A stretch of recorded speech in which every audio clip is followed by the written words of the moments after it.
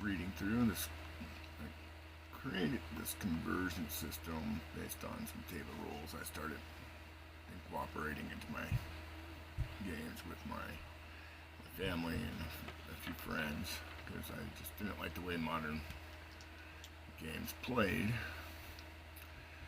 So it doesn't have an official title yet, but I'm working on it.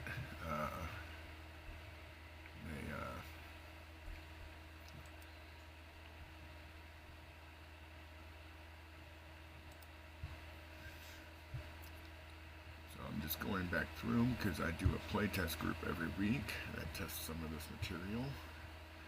And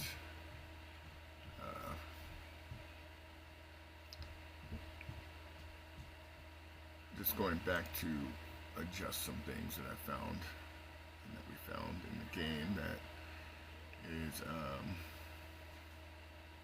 not congruent with how I wrote the rules or how the play should feel. This is just meant to be layers that are added on to what is it? 5th edition mechanics. The older school styles, such as the VX or the basic or the best me, all tend to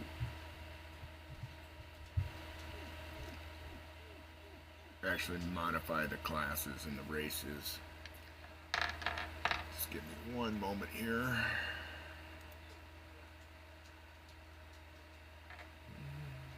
is my pause?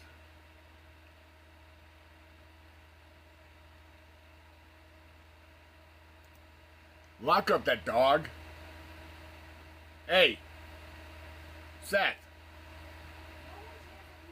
Oh, fuck.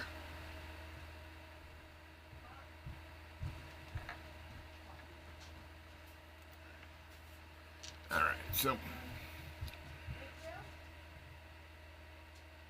Yeah, they're both over here chiming.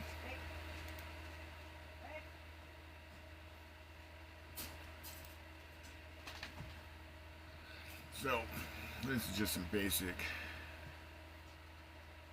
inflow of basically how standard rules for the game mindset.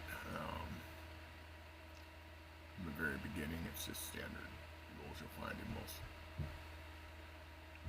role-playing games, such as, time flow, player agency, character agency.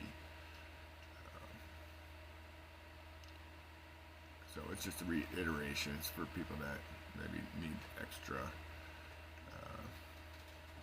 info on that. But we have chapter 1, which is the core modifications, and this is where I'm going to be making some of the changes on this because some of the changes need to be happening. There's definitely always roll your ability scores, and there's apply your racial modifiers as always. I do have a gritty realism variant. It's not the gritty realism as is already broken and doesn't emulate older school play anyway. Short rest is still 8 hours uninterrupted, and here it defines what is rest breaking activities that you shouldn't hand wave. Either the casting of spells before rest or after rest. That the character obviously must be at 1 hit point to at least receive the benefits of a short or long rest. I could actually just take that plus out. And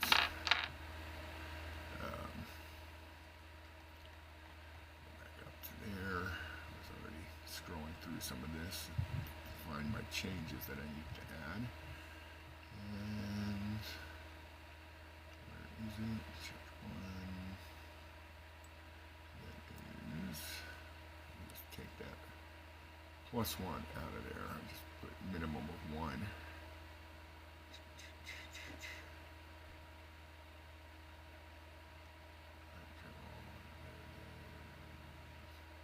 There it is. See the benefit. The +1 doesn't need to be in there at all. Or 1+, I should say. When determining character hit points, you're always going to roll. Obviously, at character creation, you're going to either roll or you're going to begin with maximum number. But every level after first level, you'll just roll a dice. You're not going to use an average or a max number. You're going to roll, and then some of the features do change due to the fact that it's based on older school style. So Druid, Circle of the Land is obviously not going to get natural recovery because it is obviously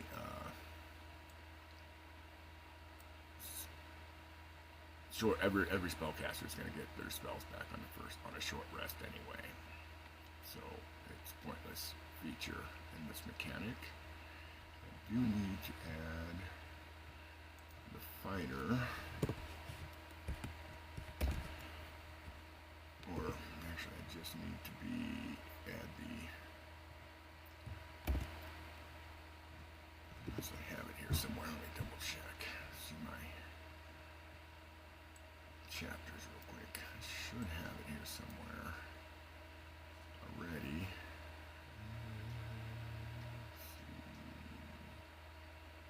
Some of it's going to have to change because it doesn't fall in line with the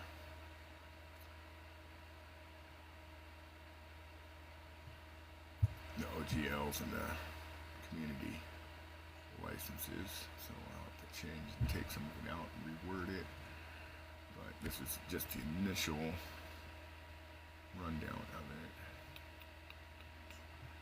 Do not have it anywhere, unless I did put it under the fighter, which I don't still have. This is just, I only got the box set system in here. I am emulating the first edition and second editions as well. I will have a modern light version of this, which will basically use the 5th edition mechanics with very light changes to it, so you can still play on the 5th edition mechanic framework and make it feel like it's an older play style.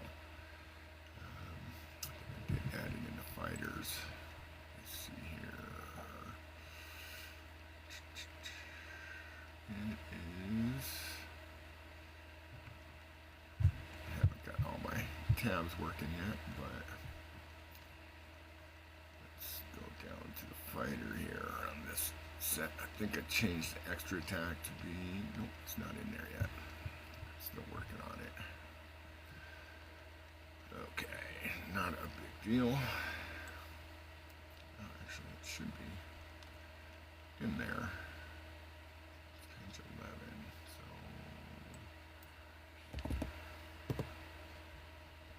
11, and look for classics. Oh yes, this is first edition, or box set, so classes are your, races are classes as well, and I've redone you see here with the elf, they have a minimum ability requirement of 13, their hit dice are going to be 8, you're not going to have a class, you're just going to be an elf if you play the old school box set versions, or the Vesmi style of play. And fighters do not have any. I think I need to add in that they get extra attacks, because they did start adding that in later Vesmi editions. But the level requirements will change, so now I'll have to come back to that. But extra attacks, like, you won't have, you only get one extra attack. It's not going to be 2 or 3 attacks per attack action. It would just be actually 2 attacks or 3 attacks in that. So once again, these are layers that get added on to the 5th edition framework. It does not use backgrounds at all. What it'll do in the systems that have skills, such as late 1st edition and 2nd edition, you'll get, there's a variant on that in those chapters. That's not in here yet. I do have them written down in my main source for this, such as, where is it? Skills, backgrounds, let me scroll down here to the backgrounds in here. And there will be also aging effects coming back in if any of you saw that scrolling by there. Let's see where that is here. If I have it in here, I'm still working on this section on its final write-up. No, multi-classing, multi-OSR light.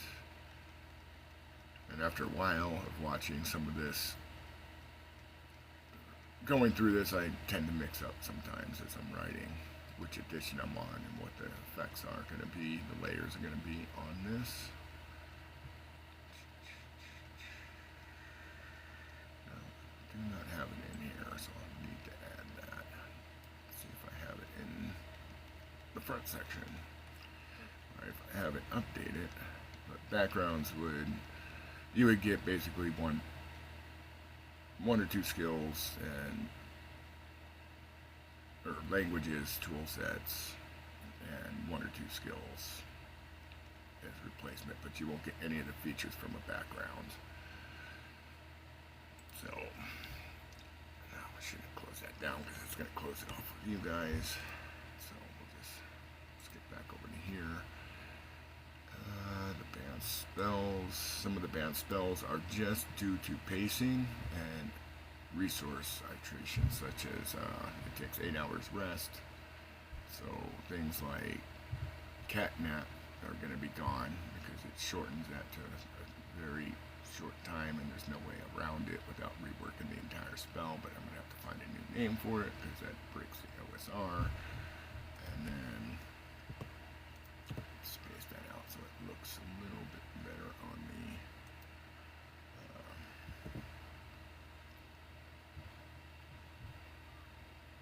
update. Not here, I'm looking at the banned spells. Banned spells, there it is. Did not space it out right. Counterspell is not used. Silvered bards will be out as well. Anything that really re-rolls in dice. One of the other things I have to look at is the lucky feature for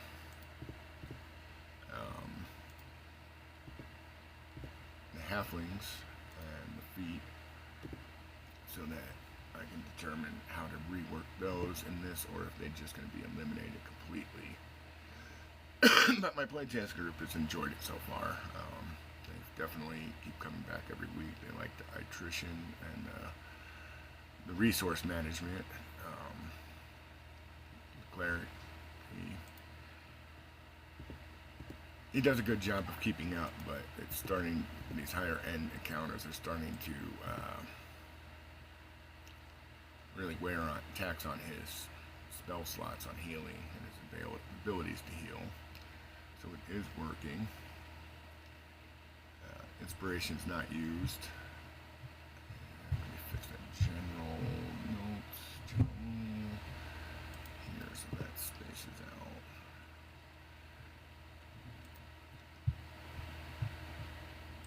Get rid of these screens. Okay, just purchase their own entry list. Cantrips will be treated as first level spells. There will not be any at will if you're playing one of the older styles. The modern OSR exception is that it does allow for at will cantrips, but that's on the DM and table to decide if they're going to play that style. Material components, all material components, and I do need to update that to put a note in there. And how much room do I have? Because I'm going to have to adjust my pages here. But components, the note is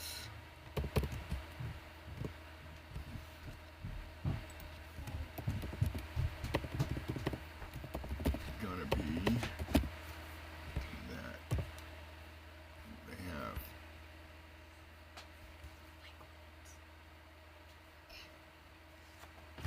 just 1 second here.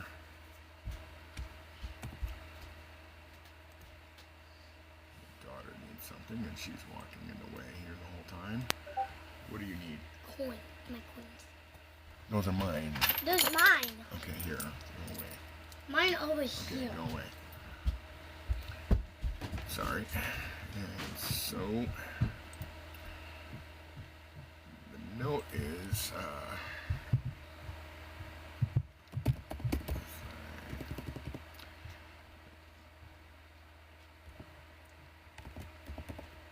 tracking material components is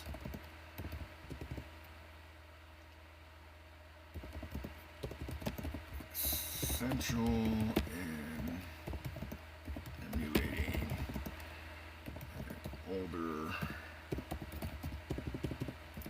why my O key keeps double tapping, older style of play.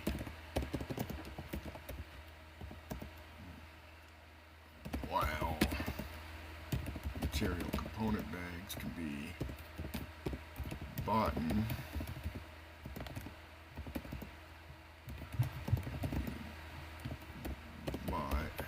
should be noted that how many castings of each component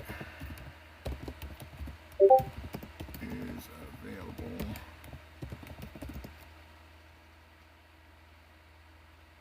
for prepared spells. Prepared or known spells. Maybe they'll switch their prepared spells, so you're going to have to track components for every spell. Banned spells obviously are there, and then inspiration's not used. Milestone progression is not used in any version contained in this manual. Characters will use their experience points to track this. As originally intended in the older editions, this does several things, such as it takes away the illusion of when the DM is going to give you a level. You can see, based on your experience, when you're going to level, how far away you are from leveling, and as well, the leveling experience points milestones are adjusted for this style of play. It's actually not as easy to gain levels. I think my characters are just now at 6th level, and they have required 42,000 experience. We just now have one that there are a few sessions and some large battles who's about 9,000 away from 7th level now. But we've been playing for 8 months, and he's been playing with the group since the beginning, so he is still 9,000 away from level 7. And I'm, due to it being a playtest, I'm giving experience a little bit more freely so we can work through the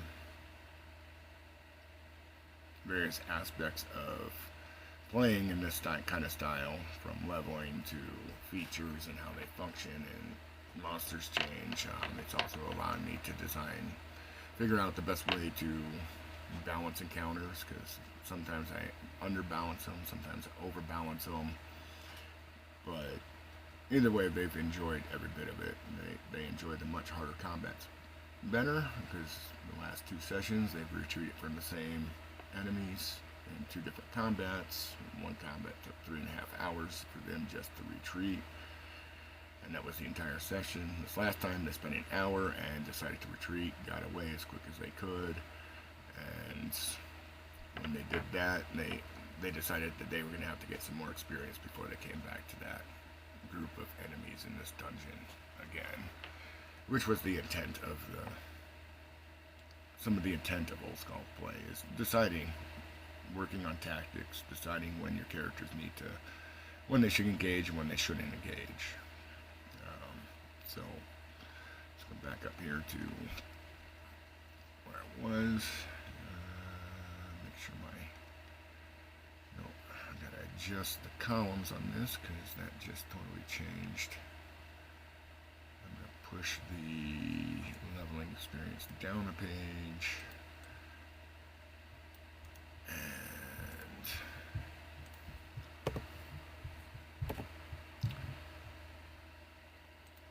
bring this back up. Now let's see how that looks. If there's any adjustments I need to make on this page now due to that. No, that fits much better on that page and works with the flow a little bit better and for reading purposes.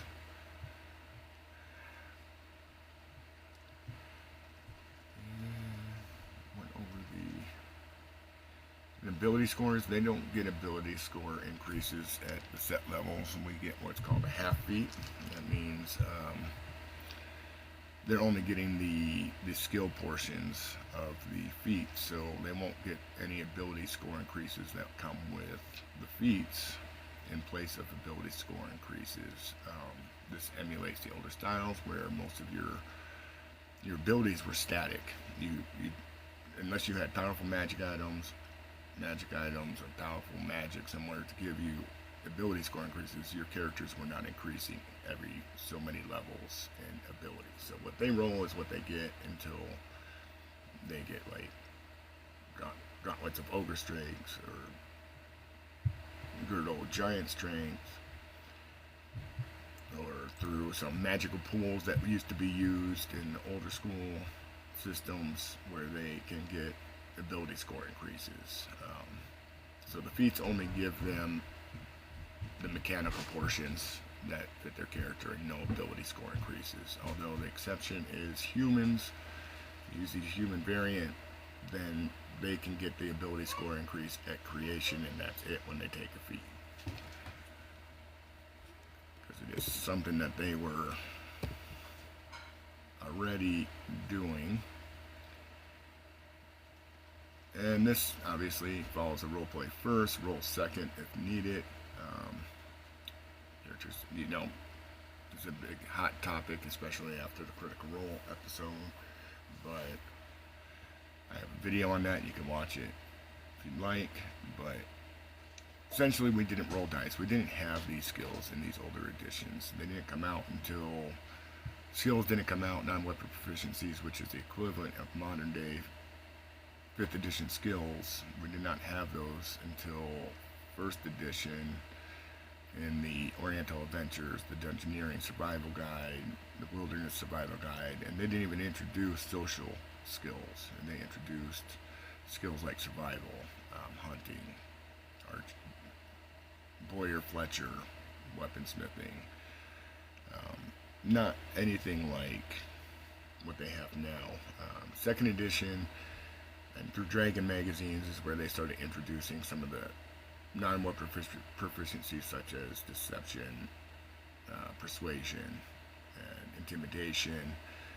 And even then, many players, many DMs, and many tables did not rely on it. We role played, and then it was determined by the DM if a role was needed, if those skills were available, or if the character even had the skills. Most of the time, it was how you role played. You didn't have to perform at all. You could just talk in your own voice, just talk as your character with the NPCs, and you don't have to give some big theatrical performance on it. So we never really relied on roles for this. So these systems, these layers, they take in that consideration. So it's always going to be roll second if needed. One of the other things we did, we used to have to roll initiative every turn. We used to call them rounds, but it's at every turn in this. And it would change the dynamics every turn of combat. So you didn't know who was going each turn. You couldn't plan, you couldn't perceive. It was just random luck. And that's how combat was. It was chaotic. And that was why we rolled initiative every turn. So you'll declare your actions, roll initiative, and then follow through. Although I do need to probably add a note in here somewhere that it's okay to allow players to adjust. We were pretty strict in the old school that as soon as you declared your action, I'm a fighter, I'm going to attack that orc. The paladin just took that orc down, now it's my initiative order, I have nobody to attack, I can't attack anything because my declared action was attacking that orc. So it needs to be a little looser than that, because that is definitely something that is streamlined play. Allow the players to adjust on the fly. So that needs to be taken in. You need to rewrite that whole section to emulate that, because it's still, I'm even doing it in a modern light version with my playtest group, it's working out just fine. It's not changing the dynamics very much, and it's still giving the old school feel. They are now evaluating enemies before they attack. They are adjusting tactics. In some cases, they just naturally know how to do it. In other cases, they actually have to discuss what they have to do and what they want to plan to try to do to beat a group of enemies. And that was the purpose, was to think about how you're changing it to make the battles live and dynamic and chaotic. I know 5th edition already has a modification, an optional rule for advantage and disadvantage to just add a straight +5.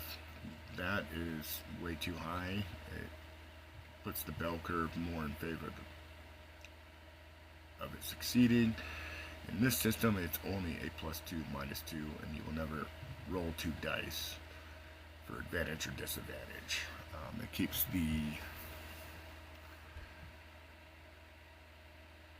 the chance to hit or miss within still reason. It still does help.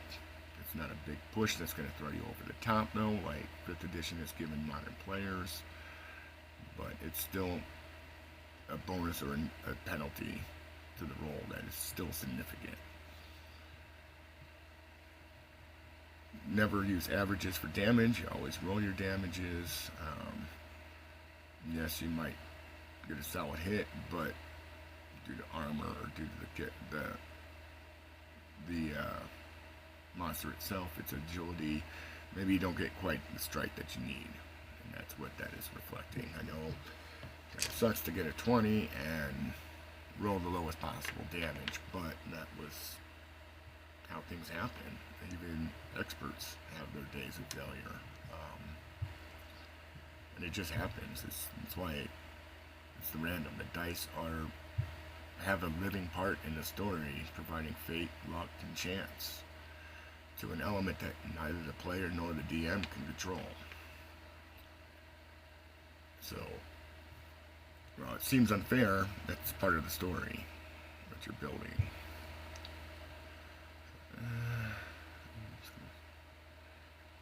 Don't use the death save. You can use either the instant death, such as 0 hit points, you're dead. And that's really hardcore, old school. Another one that came out, I believe, in either 1st or 2nd edition was the -10 hit point buffer. Your character could go down to -10 hit points before their character was actually dead. This creates I've added just what I like to use in that system is a bleed mechanic. Every time a character is down below 0 hit points and they haven't reached the threshold, they take 1 bleed damage on their turn. And it puts a natural timer in the story. It gives the party a timeline, a clock to save their ally that's down on the ground bleeding out.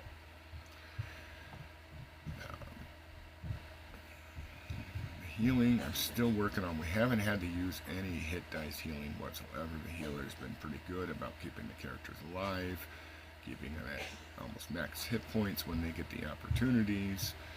So I may just eventually just take that completely out and rework it somehow. I haven't decided yet on exactly how I'm going to do that. And if your character is bleeding out because they do fall below 0 and you're using the -10 hit point threshold, they can be stabilized by obviously using stabilize the dying,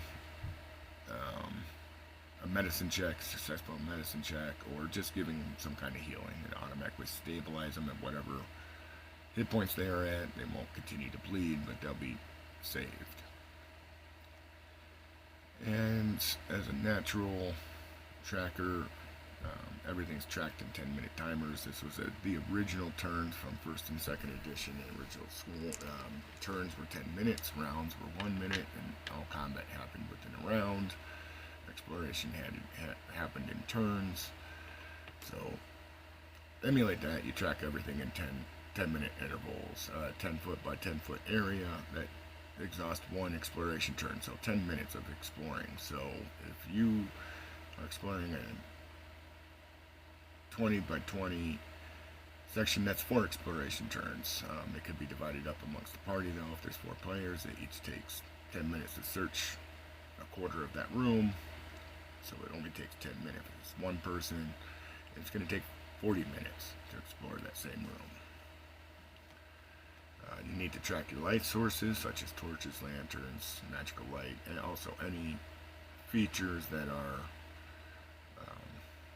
set on duration, and track that against your actual world timer.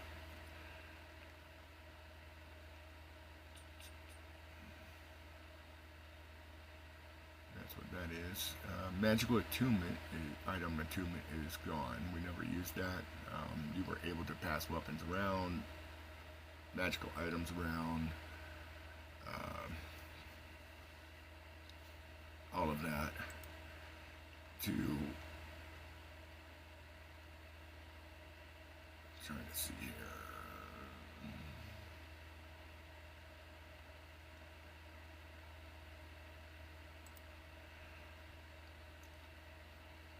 So it goes off the old school system. You got one head slot, that's your helmet, circlet, hat, whatever. You're gonna have one necklace, one body that's a suit of armor or magical clothing such as robes.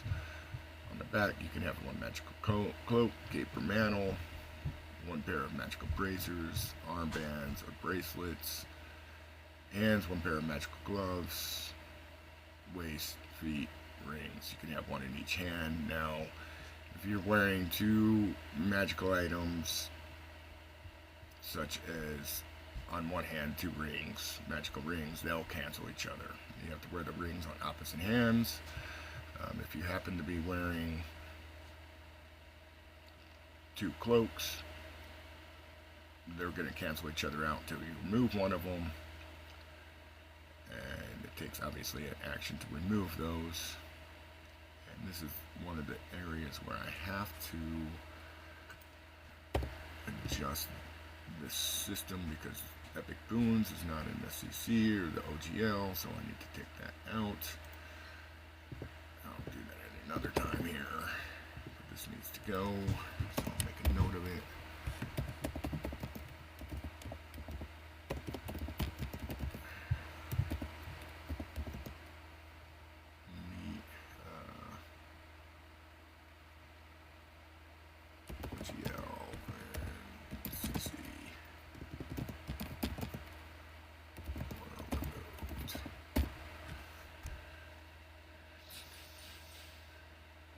The box set system, and this is where I'm getting into some of this. Class modifications. Obviously, in the original box sets, races were classes, classes were classes. If you were a class, you were human, and if you were a race, that was your class as well as your race. So you did not have this race class intermixed feature. And the old school box systems didn't have skills, so that is completely gone. These are the modifications that you would use on top of the core rules to emulate the box system. There are some skills that are given to classes because they fit with that class to make that class work, and they are limited to that class. Encumbrance, obviously the variant encumbrance rule within the 2014 rule set, and basically then you're going to get half of your spell slots.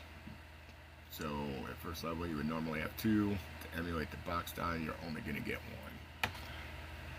And cantrips, as always, count as first level spells in this system, so this is also one of the things I have, and I will have some upcoming play test groups, one-shots for each of these different systems as they're getting near completion. So if you'd like to join, just let me know. I definitely need to get some players on a rotation. It's just one shot, so it's one session. Get some feedback, see how people like it, what changes could be made, and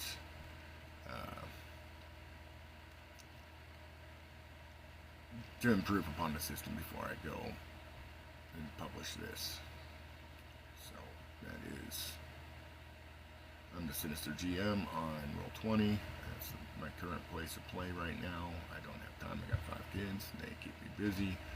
Life keeps me busy, and I try to do this in between as much as I can. Mostly work at night. Trying to do more during the day while the kids are out of school. And then let's see. This should be just in here to, that looks better. Separate that into clearly readable structure there. I'm trying to get some of these spaces out. They updated home brewery, so, and I was still figuring out home brewery when I started putting this stuff into home brewery. So I am still cleaning up some of my formatting here.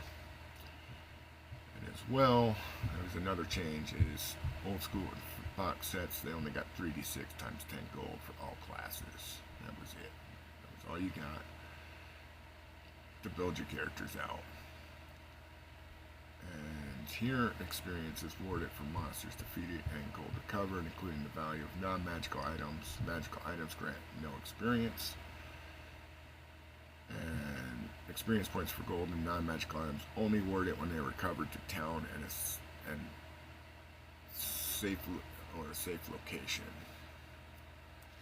That's what it should say.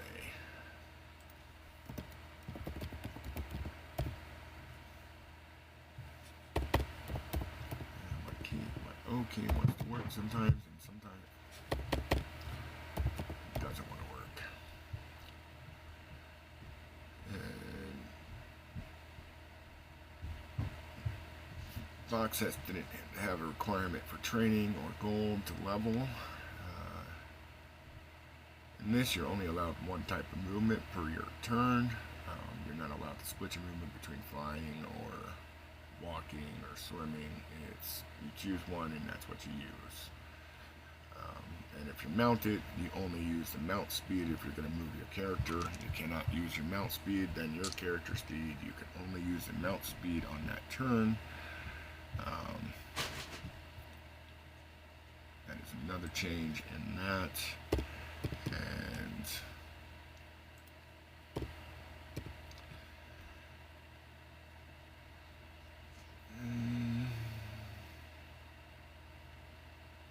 nothing unusual there, I don't think that's much of a change. And to emulate the old action style, you're going to move, then you'll take your actions, and then you'll end your turn.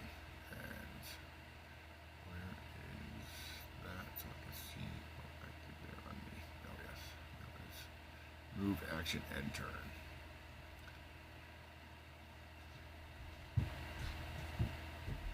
This may be like such as move and attack, ranged or melee, retreat and disengage, cast a spell, it's a class feature. It's a little bit more limited. You're not going to necessarily get the bonus actions and reactions quite as the same way you did. Though I need to re-verify some of that just to make sure, because I need to update that. Oh yeah, no. In this box set, there is no reactions and bonus actions. Everything's taken in as an action.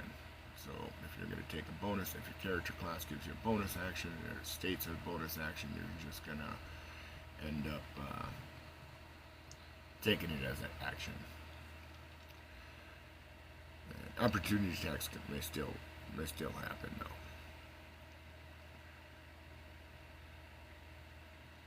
different methods for choosing. There is I emulated some of the old school version box set ability modifiers for the ability scores, where you can adjust your ability scores based on a sacrifice of 2 ability points in one ability to convert it into another ability point to another.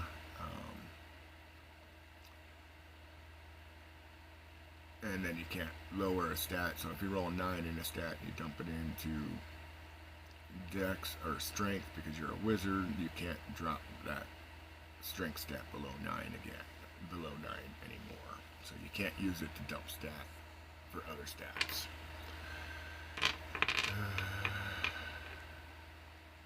Choose a class. Like I said, this is gonna be your classes are both your race and your class. If you're a fighter, you're a human. If you're a dwarf, you're a dwarf. You're not a dwarf fighter. You're not or anything like that. So this can just go. So here it also has minimum ability requirements. They have the spellcasting feature from the 2014. They also have turn undead and destroy undead available at first level, and that's the only features that they will get. A dwarf has a minimum ability requirement. They also have a new hit dice based on them being a class also, and so they also have the weapon proficiencies, and then they also have weapon restrictions based on the old school box sets, and the saving throws that would be appropriate for those characters. And here's the features for the dwarf, which is dark vision, dwarven resilience, and stone cuttings. Those work per the book, so they would have access to like history just to make checks on stone work, but that would be about it. Same with the elf. They also have spellcasting because elves were basically a multi-classed class in and of themselves. They were fighting and spellcasters all at the same time. There's no extra features for the fighters, though I need to update that because that needs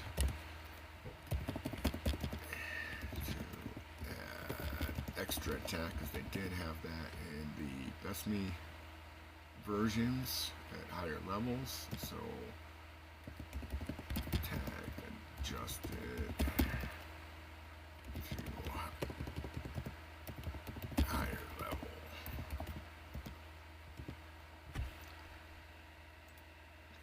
Most of their low levels, I think 1 through 8 at least, they did not even have an extra attack. They were only allowed to make 1 attack a turn.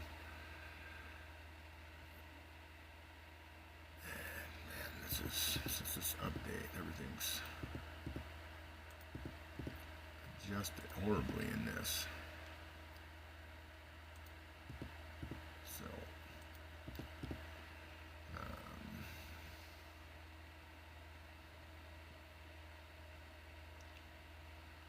sneak attack goes away for the thief. They get backstab, which is the old school version of sneak attack. So this is going to emulate, and I can't emulate every possible thing or rule from all these different mechanics.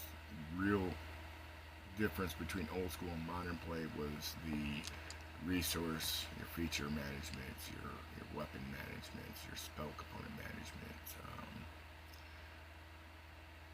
and the economy was totally different. So you had to. That's what really made it different from modern play. It's not that it was darker or harder or grittier or grimdark. It was the fact that you had to manage your resources. If you didn't manage your resources, which included your hit points and know what your attacks were, you had the very strong possibility of dying. So I call it -OSR because that's what I'm trying to actually emulate, is this older attrition management, resource management style of play, while still being a high epic or whatever kind of fantasy trope that you want to go with. It was never about life and death choices, though every choice had a consequence. I also had risk, had rewards, and my players, most of them are modern 5th edition players. I have only one player that's played in old school games. The rest have all been pretty much centered around 5th edition. They completely enjoy every aspect of what's going on in this game. They know there's risk. They don't rush in anymore. They figure it out. They try to determine what the enemies can do, their capabilities before they go in. If they recognize these enemies before, if they fought them, and what's the possibility. And that was the one thing, is that some of the skeletons I've created, they all look like normal skeletons. You can't tell what they do until you attack them. And some of them explode into needle shards that cause damage when they die. Some spew blood, poisonous blood in the air every time they're hit, and has a chance of poisoning the party. Some just don't die until they're hit with a number of damage from spells. And you can't tell that difference in some of them from a normal skeleton, so the party's cautious on some of those.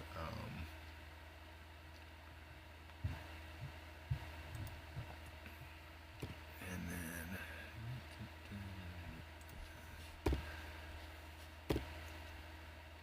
this, I expanded. These classes were not in the original box set, but I went ahead and added them, revised them, to make them work for this layer, so that it still gives variety and choices to players, while still feeling like an old school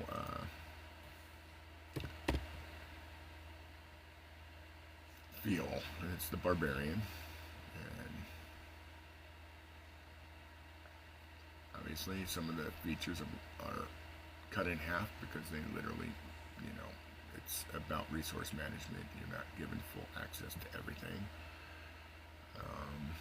Here's a class that's specifically built with some skills. They have athletics for only climbing, so they would only make athletics checks for climbing. A perception check would only be made for detect noise. Sleight of hand they would only use for pickpocketing, because that's what clerics and the bards originally did. And let me see where that is, because that is either something on my screen, or it is something that's not needed in there.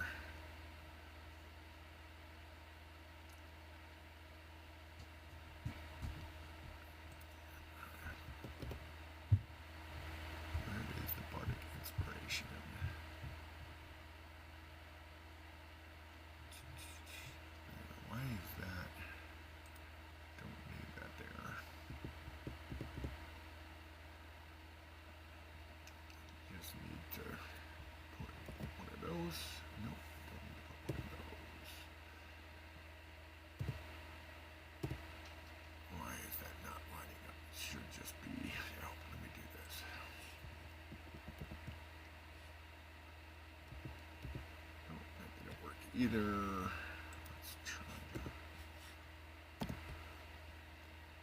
make that work. Still doesn't look right. That's why that was in there.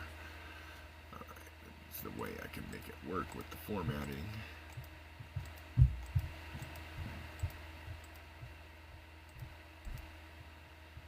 So that everything lined up perfectly.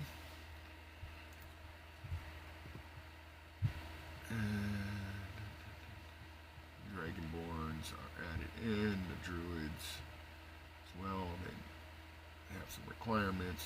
Most of their class in the 2014 rules already covers most of their proficiency, so there was no need to rewrite those. It was just listing the features that were available to old school druid, what would be available to an old school druid if they were in the box sets or the Revising systems.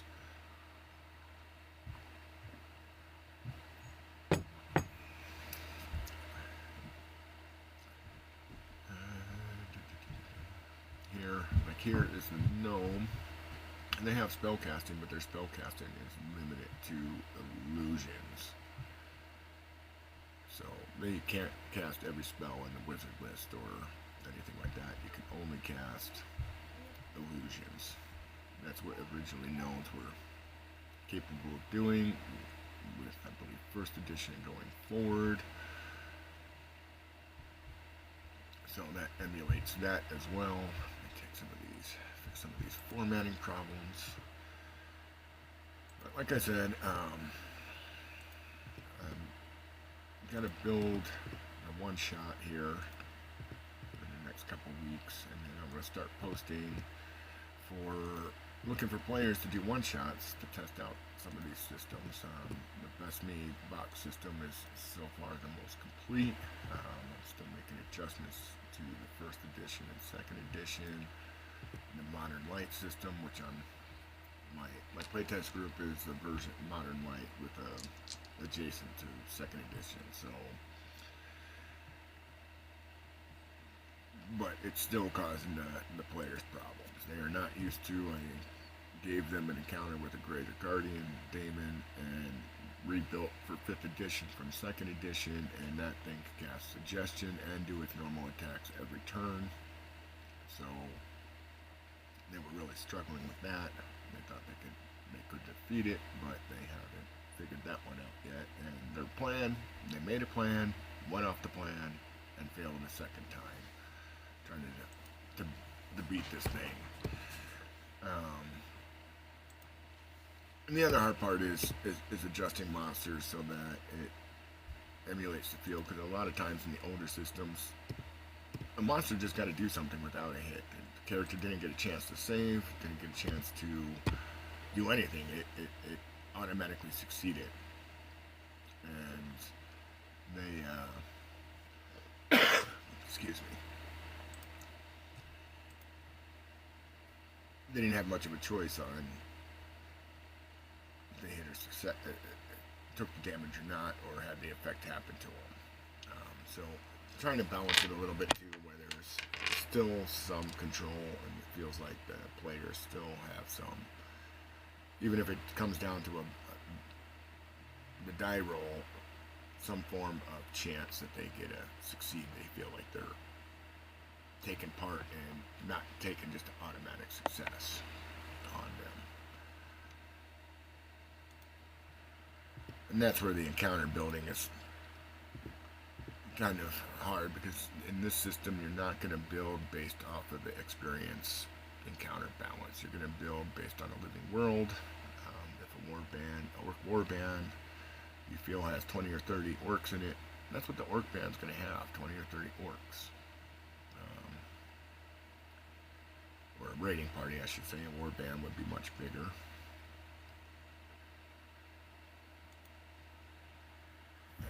As well, I did the expansion 2, which brought in the sub-races into the mix, such as your hill dwarfs, mountain dwarves, high elves, your dark elves.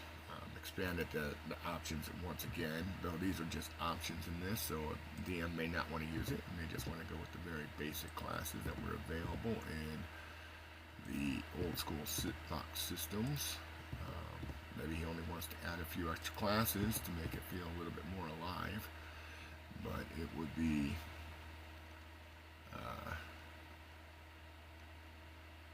on the DM and the table to decide what they're going to allow as in that play group. And maybe it's just the DM that decides to play that way, and the rest of the players buy into that and they're okay with it. But that is why these are added in. And just fixing some of the formatting issues here.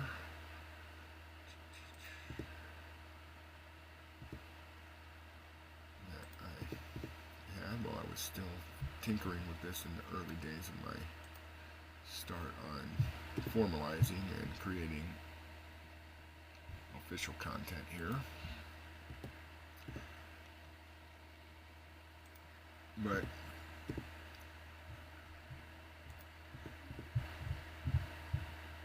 you have any insights or commentary on it, let me know. think, what you don't think. Is it something that's necessary, or is it something that's not necessary? And the reason I did it was because, let me give you the full reason as to why I did it, was that second edition and older school players, we're getting older, we're dying. I mean, we can randomly have a heart attack and that's the end of us, and our books just go to waste. Modern collectors aren't necessarily playing the systems. They maybe read through it once just so they can say they read through it, but it's just being added to their collection, preserved for the monetary value, and not touched so that the monetary value is not hurt by them consistently using it just to play. And with us older generation getting smaller and smaller, this was my attempt to try to use the framework of the modern player to bring that alive again through the modern system, so that something like me as an older player can introduce to new modern players in a system that they understand. That was the reason for it. So I could pass on that knowledge, because a modern player reading it will never have the experience of actually playing it the way we played it. Now, they might have these assumptions about it, they might have these preconceived ideas of how that system was worked, based on what they hear on the internet, different tables that played it in different ways. But really, it was just about managing your resources and using your brains. And we had smart fighters. We had fighters that thought. We had mages that could fight, or clerics that would fight and not just stand in the back. Clerics were originally meant to be a midliner. They could fight front, they could fight mid, they could fight back. Now they just seem to be played only in the back. That's why you have the class built the way it is, but nobody plays it that way. Because there's this modern mentality behind it of what a cleric should be, or a fighter should be, but that wasn't the case. So they added a point. Just 1 second, my dog's just decided to go.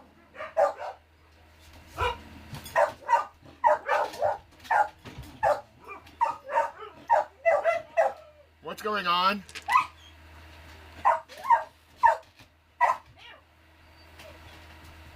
Is there somebody here again?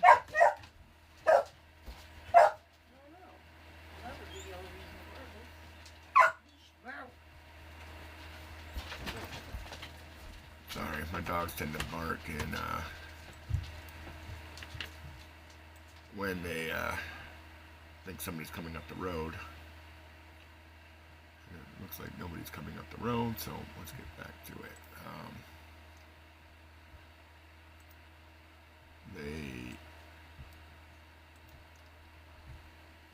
So it's to pass on the experience and how that was actually played and how it can actually enliven your stories. It's not to be restrictive. These limitations, people say it's taken away from my agency. I'm going to touch a little bit on this topic as well, though I'm going to do some other videos on it more directly. Touch it on a little bit adjacent here. Is these are limitations in the characters. Rolling your dice, it creates a limitation that you have to work within. Yes, you might have a character that's super strong in one thing, and a lot of characters that are average, and maybe another character that's a mid level, like a 14, 15, maybe a 16 ability score at their highest.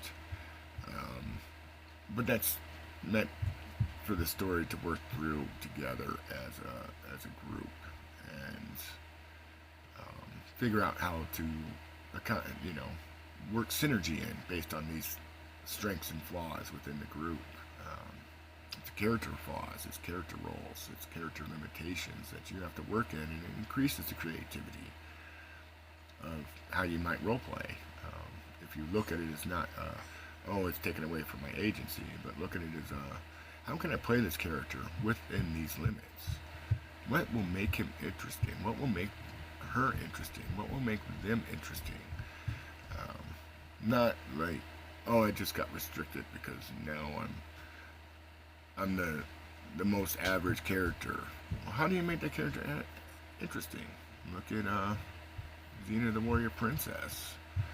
They Joffrey in there, I believe his name was. He was a bumbling idiot, but that was his character, and he worked.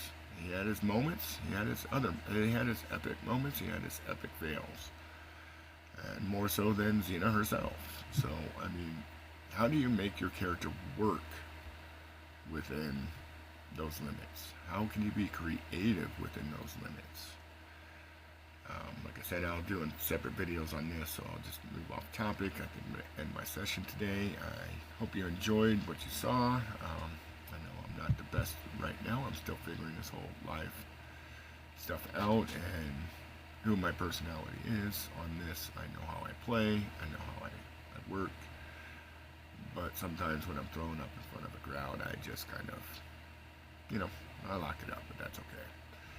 I work through it as best I can, but hopefully this is a system people will want. People decide to play. Like I said, coming in the next maybe month or so, I'll start having some one-shots of these systems on Roll20.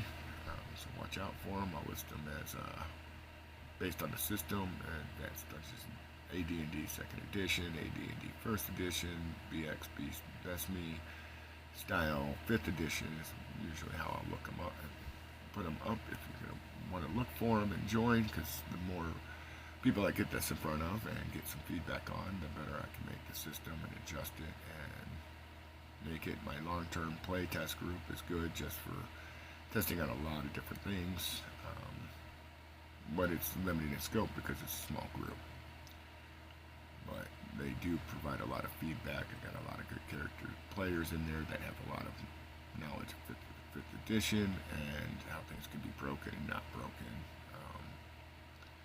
So they're a good source on that for feedback. And we oftentimes spend at least an hour after session or out of session talking for an hour or 2 or 3 about different modifications, different things that could work, things we could try in the next session. So it's doing what it needs to, but I need diversity in it. So watch out for those, and thank you. Hopefully you like, follow, subscribe, and have a good day.